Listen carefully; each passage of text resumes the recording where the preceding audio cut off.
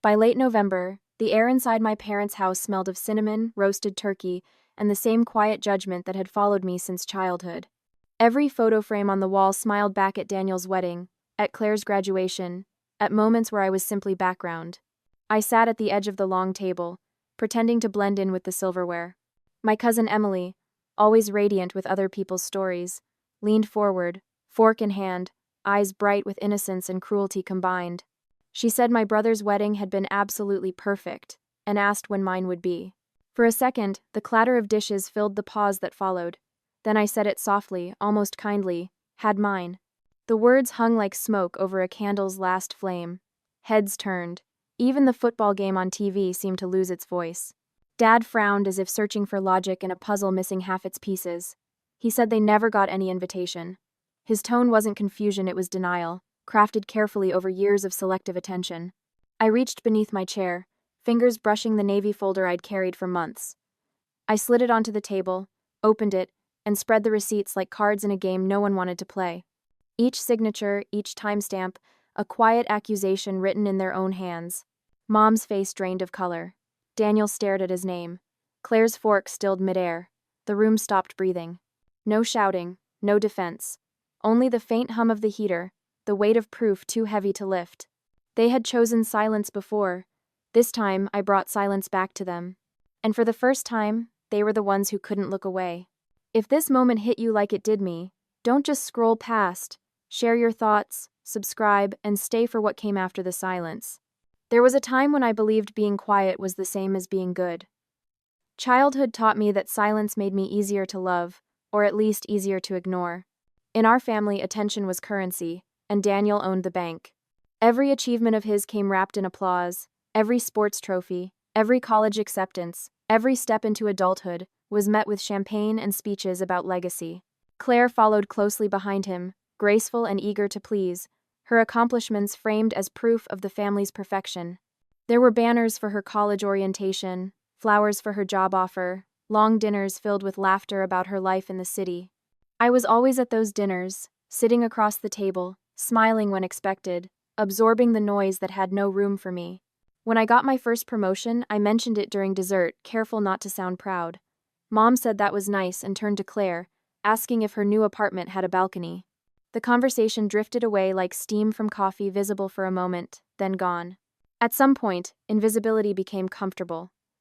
I learned to measure love by the number of questions people asked about me, and for years that number stayed at 0.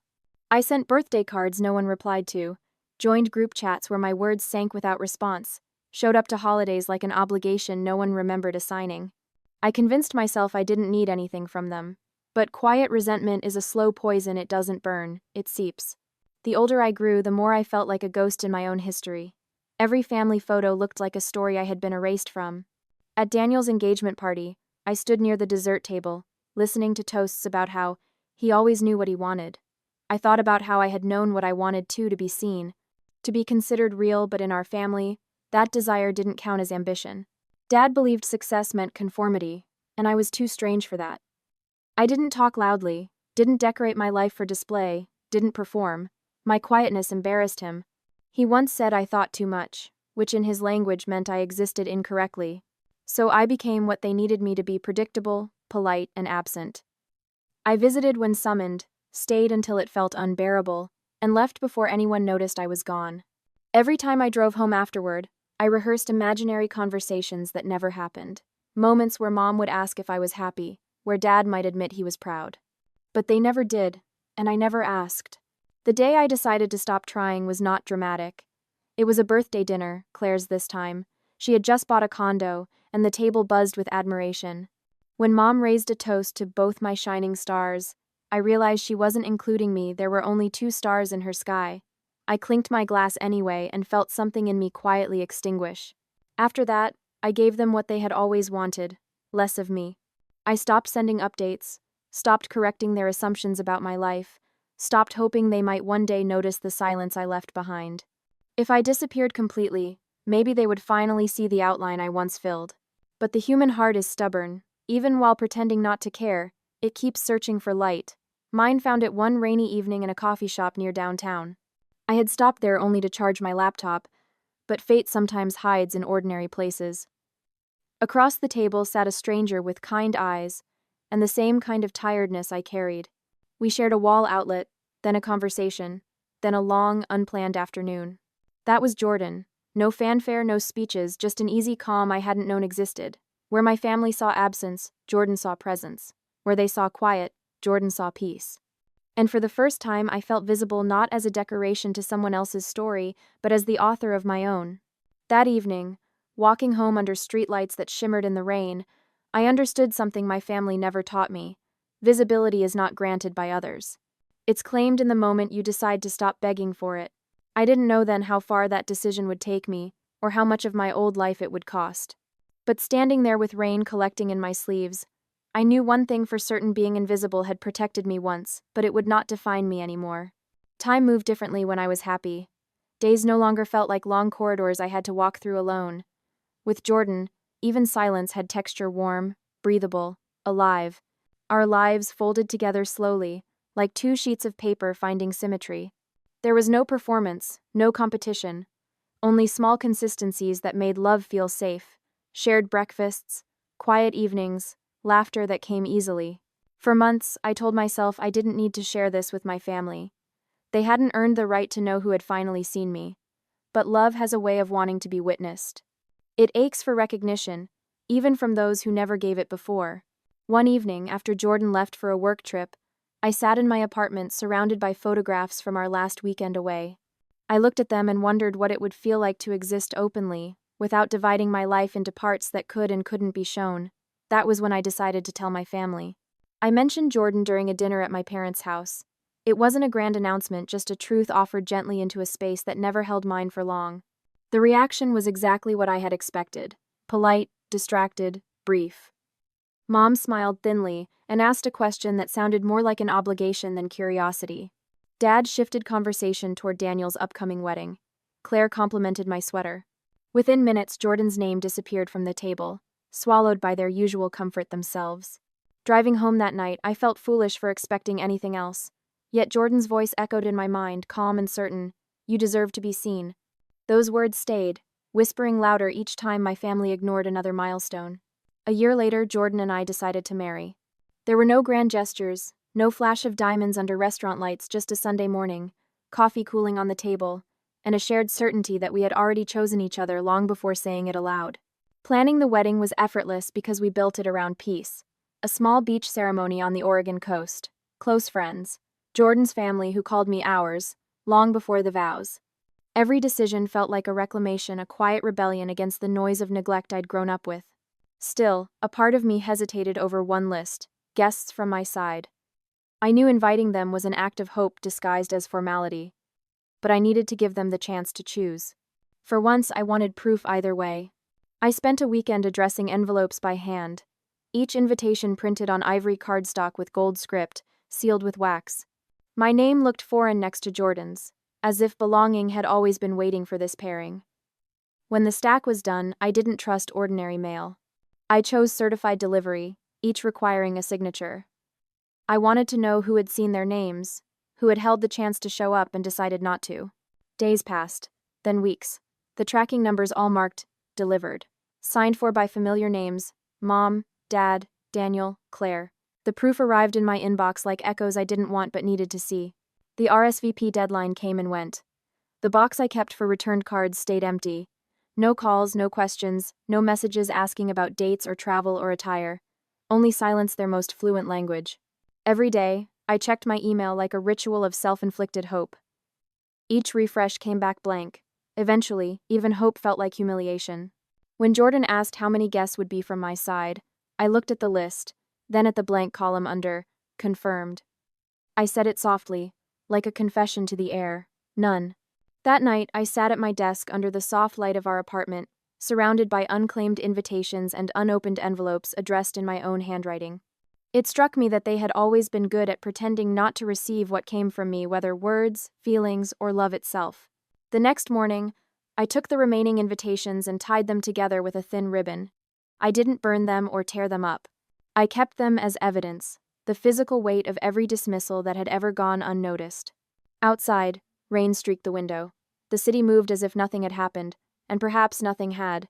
But inside, something permanent shifted. I stopped hoping they would ever arrive. I stopped waiting for the sound of validation that would never come. They had all been given the chance to see me stand in my own light, and once again they looked away. Morning light came soft over the ocean. A pale shimmer stretched across the horizon like something holy. The sand was cool beneath my bare feet, and the tide moved as if it already knew the rhythm of our vows. There were 50 people, friends, co-workers, and Jordan's family, each face familiar, each smile real. Not a single blood relative of mine stood among them. The absence was its own kind of ceremony. It said what no one had dared to, that love could exist without permission, that family could fail to arrive and life would still go on. When Jordan took my hand, everything quieted. No speeches, no toast to legacy, no performance. Just two people, present in their choice. The officiant's words blended with the sound of waves. I felt my chest lift, the weight of years sliding off my ribs. It wasn't joy that filled me, it was relief. Afterward, there was music. Someone spilled champagne on the sand. Someone else laughed too loudly. I let myself be carried by it, the easy warmth of belonging. Jordan's mother hugged me and whispered that she had never seen her child this happy. Their father called me family. Every word landed like a small healing. For the first time, I didn't have to shrink to fit inside a room. When the night ended, the ocean took the last bits of sunlight and carried them away. I stood there for a long moment, watching the water erase our footprints. The wind was cool, steady, kind. It felt like closure. Back home, I returned to the life that had no space for my name. Group chat notifications lit up my phone, a cascade of messages about Daniel's wedding, venue photos, dress fittings, catering debates. Thread after thread, like a world that spun happily without me. No one mentioned mine. Not even a single accidental question. It was as if those invitations had fallen through a hole in time. Weeks passed, then months. My marriage became an unspoken secret, existing quietly between my friends and the family who had actually shown up. I wore my ring every day, its weight gentle and defiant. At the next family brunch, I sat between Claire and Mom. Daniel and his fiancée talked about floral arrangements while Dad compared wine lists. I reached for my coffee, sunlight catching the gold band around my finger. The light flashed across the table like a small announcement, but no one looked up. It wasn't ignorance. It was strategy. I realized then that pretending not to know was easier for them than admitting what they'd done. Recognition would require guilt, and guilt would require change. So they looked away, mastering invisibility as if it were an inherited art. The conversation drifted, all noise and brightness around a silence shaped like me. I counted how many times my name wasn't spoken. I lost track after 10. By the time the check arrived, I understood something I had refused to admit. They hadn't missed my wedding by accident. They had erased it on purpose. They had rewritten my life to fit the version that made sense to them, the one where I was still waiting, still small, still available to stand on the sidelines of theirs. When I left the restaurant, the sun was blinding. My reflection in the car window startled me. A married woman they'd never met, a story they had chosen not to believe. I touched the ring, not as proof of commitment, but as evidence that I existed outside their script. At home, Jordan was reading on the couch, unaware of the quiet storm I carried inside. I sat beside them, letting the hum of the city drown out everything else. I thought about how strange it was to be both loved and forgotten in the same lifetime. That night, I scrolled through photos from our wedding, the ones no one in my family had seen. The sea looked endless, our faces lit by dusk. Each image was a reminder that beauty didn't need witnesses to be real. In the end, they hadn't skipped my wedding. They had denied it. And denial, I learned, is its own cruelty. It doesn't wound with words. It starves with silence. So I stopped trying to feed the illusion. Their absence was no longer something to mourn, it was a truth to live with.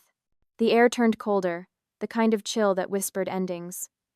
I had begun to feel it long before the weather changed, the ache of something unfinished, waiting for me to name it. Thanksgiving was approaching, and with it came the annual performance of family unity. The invitation arrived in the group chat as if nothing had happened. Mom wrote that everyone must come this year. The word everyone caught in my throat. Jordan read the message over my shoulder and said nothing. Their silence wasn't indifference, it was trust. They knew I would make my own choice, the same way they knew I couldn't carry this silence forever. For days, I avoided deciding. I worked late, rearranged closets, answered emails that didn't matter anything to keep from thinking about what it would mean to walk back into that house. But avoidance only delays confrontation. It never erases it. On a Thursday evening, the decision arrived like a pulse. I found myself at the desk, staring at a half-written list titled, What I Need to Say. At the bottom of the page, in smaller letters, I wrote, Bring proof. I opened my computer and searched for the order number from months earlier, the wedding invitations I had mailed with such fragile hope. The company's website still had the records. One click, and there they were. Signatures, timestamps, tracking numbers, evidence that what I remembered was real, that they had received everything and chosen to do nothing. The screen glowed against the dark apartment. Jordan was asleep in the next room, the steady rhythm of their breathing grounding me. I downloaded the documents, printed each one, and watched the pages slide out one by one, small white testaments of truth. Each signature looked familiar. Mom's looping cursive, Dad's sharp angles, Claire's impatient scrawl, Daniel's tidy precision. Proof that I had existed, at least long enough for them to sign their names. I placed the papers in a folder, blue with a faint crease along the spine. It wasn't anger that filled me, it was certainty. Certainty is quieter than rage, heavier than grief. Over the following week, I carried that folder everywhere, on the kitchen counter, on my desk at work, in the passenger seat of my car. It became an extension of me, a tangible form of the words I had swallowed for years. Every time I saw it, I felt steadier, as if truth itself could anchor me. I imagined what the conversation would sound like, how the room might go silent when faced with something undeniable. The thought didn't bring satisfaction, only necessity. Some things must be spoken, even when the outcome is already written. As the holiday neared, the city transformed, windows dressed in amber lights, streets humming with people carrying pies and flowers. Everywhere I looked, families gathered in warmth. I wondered if mine ever considered that warmth included me. The night before Thanksgiving, I placed the folder by the door. I stood there for a while, watching it under the dim hallway light. It seemed impossibly ordinary for something that carried the weight of my entire history. I thought of Mom's laugh echoing in rooms I had long stopped entering, of Dad's voice delivering certainty like it was fact, of Claire's easy smile, of Daniel's confident stride. I thought of all the times I had walked into those rooms hoping to be seen and left smaller than when I arrived. But this time, I would not arrive empty-handed. I would bring evidence, not to seek apology, but to release myself from waiting for one. Sleep didn't come easily. My mind rehearsed every step, the drive, the doorway, the moment I'd set the folder on the table. I wondered if I'd hesitate, if old instincts would whisper for me to keep peace instead of truth. But peace without honesty is just performance, and I'd done enough of that. When morning came, frost traced the edges of the window. The sky was pale, uncommitted to light or darkness. Jordan handed me a cup of coffee, their hand brushing mine, a quiet blessing. I didn't need words, the warmth was enough. I dressed simply, jeans and a sweater. No armor, no disguise. The folder waited by the door, its weight familiar. Before leaving, I looked once more around the apartment, the walls that held laughter, the air that carried no judgment. I realized this place, this life, was my proof too. Then I picked up the folder. The paper inside rustled like breath. It was time to be seen. The drive to my parents' house felt endless, though the road was familiar. Trees stood bare against the gray November sky, their branches like open hands offering nothing. The folder sat on the passenger seat, silent and certain. It had become both burden and weapon, truth bound in paper. By the time I reached their neighborhood, the world smelled of cold earth and wood smoke. Houses glowed with the soft amber of holiday gatherings. Every window I passed framed a version of love that didn't include me. Their house looked the same as it always had, light spilling from every window, laughter echoing faintly through the front door. I parked, left the engine running for a moment, and let the quiet fill me. There was no music, no pep talk, just the steady hum of resolve. Inside, warmth greeted me first. The smell of turkey, cinnamon, and something too sweet. Mom appeared from the kitchen, her arms open, her voice bright with rehearsed affection. Dad called out from the living room, Daniel's laugh overlapping his. Claire waved without looking up from her phone. It was all so effortless for them, this pretense of normalcy. I hung my coat, placed the folder on a small side table near the door, and joined the performance. The meal unfolded as predictably as ever: updates about work, vacations, the new house Daniel was buying, the restaurant Claire had discovered. My name was used only as punctuation. I watched them talk, the rhythm of their comfort unbroken. Every now and then, Mom's gaze brushed past me, soft but empty. Dad poured wine for everyone, skipping my glass without noticing. I counted the seconds of their silence toward me, each one a quiet confirmation of what I already knew. When dinner ended, the plates clinked, the chairs scraped, and the television came alive with a game. People sprawled on couches, full and content. It was the perfect backdrop for truth. I stood, my pulse steady, and walked to the door where I'd left the folder. The sound of the papers shifting seemed to slice through the air. I carried it back to the dining table, cleared of food but not of history, and set it down. They looked at me first out of curiosity, then unease. I opened the folder and began laying the pages out in front of them, one by one. Each document a mirror they couldn't avoid. Mom's signature, Dad's, Claire's, Daniel's, delivery dates, timestamps. Proof that they had all received the invitations and chosen to forget. No words came, not from them and not from me. Silence spread like fog, heavy and endless. I didn't need to accuse them, the evidence spoke its own language. Still, inside, thoughts moved like quiet thunder. This is what you built. This is what you called love. Mom's eyes found the page with her name. She stared at it, lips trembling, but said nothing. Dad's jaw tightened, a reflex of denial he had perfected over years. Claire looked small for once, her phone forgotten in her lap. Daniel leaned back, expression unreadable. The silence became unbearable only because it was honest. I gathered the papers slowly, stacking them into a neat pile. The motion felt ceremonial, an ending disguised as order. Then I looked at them, each face that had once defined what family meant to me, and realized they were strangers bound to me by accident, not love. I thought about every year I had spent trying to earn what should have been freely given. The birthdays unacknowledged, the promotions ignored, the invitations unseen. And I felt the strangest calm wash over me, a peace born not from forgiveness but from understanding. Love isn't words, I thought. It isn't the noise of holidays or the warmth of tradition. It's the quiet act of showing up, again and again, even when it's inconvenient. And they had failed that test long before this dinner. I placed the folder in the center of the table, a monument to everything unsaid. Then I stood, the chair legs scraping softly against the floor. No one stopped me, not a single hand reached out. At the door, I paused just long enough to look back once, not for nostalgia, but closure. The lights seemed harsher now, revealing the cracks in their perfect picture. Outside, the cold met me like a truth I had finally earned. The air bit at my skin, sharp and clean. For the first time in my life, I felt no pull to turn around. As I walked to the car, the folder remained inside, resting on their table, a record of what they had chosen, and of what I had finally chosen to leave behind. Love isn't words, I thought again. It's action, and mine was walking away. Days passed before I turned my phone back on. The first vibration came within seconds, a flood of missed calls, messages, and voicemails from numbers I knew too well. None of them said the word sorry. They said explain, talk, don't overreact. I deleted them all without listening. Silence had once been their weapon. Now, it was mine. At first, I wondered how long it would take before the story reached others. Not long. In towns like ours, information doesn't travel, it circulates. Cousins whispered, neighbors speculated, and family friends exchanged half-truths over coffee. The version they told made me the ungrateful daughter who embarrassed everyone on Thanksgiving. But rumors, like mold, only grow in the dark. I stopped offering them shade. Mom's bridge club stopped inviting her.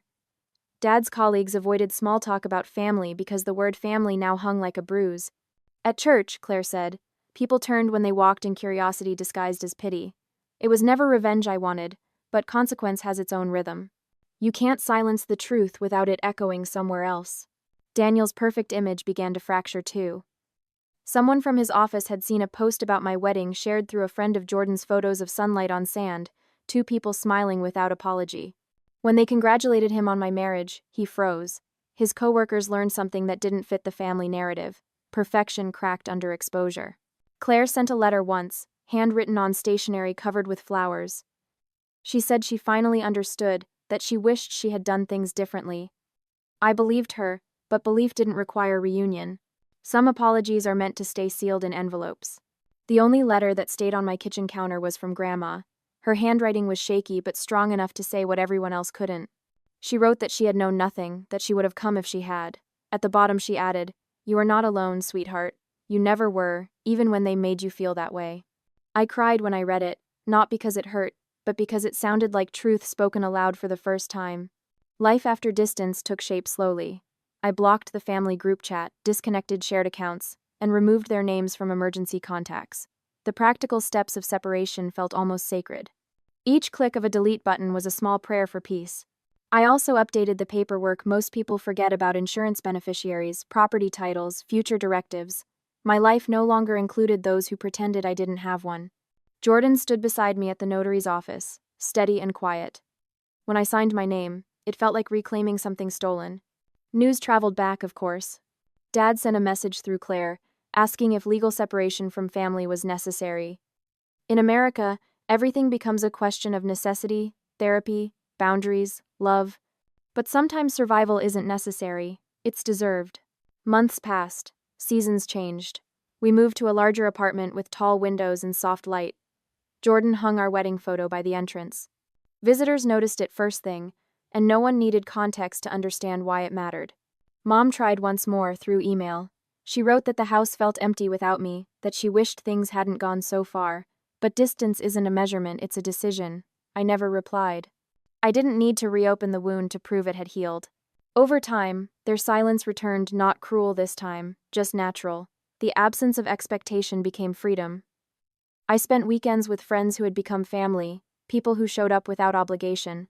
We celebrated small things: birthdays, promotions, quiet Sundays that felt like miracles. I realized healing isn't loud. It's built from ordinary peace, repeated long enough to become a habit. One afternoon, while cleaning, I found the last remaining copy of the delivery receipts, the proof I once used as armor. The signatures were still clear. I folded the papers carefully and placed them in a drawer, not as evidence anymore, but as memory. They were the final page of a story that no longer needed rewriting. Sometimes I wonder if they ever look at the empty chair where I used to sit, if the space I left behind ever echoes louder than my presence did. Maybe it does. Maybe that's enough. I don't wish them harm. I only wish them understanding, the kind that arrives too late to change anything. Because understanding, like love, only matters when it shows up on time. Now, when people ask about my family, I tell them the truth. They taught me what love isn't. And then I smile, because I built a life around what love truly is. If my story finds you somewhere between silence and self-respect, I hope you choose the one that costs you your loneliness but buys you your peace. Thank you for listening to my story. If it stayed with you even for a moment, leave your thoughts below, share it, and subscribe, because stories like these remind us that walking away isn't the end. Sometimes, it's the beginning of being seen.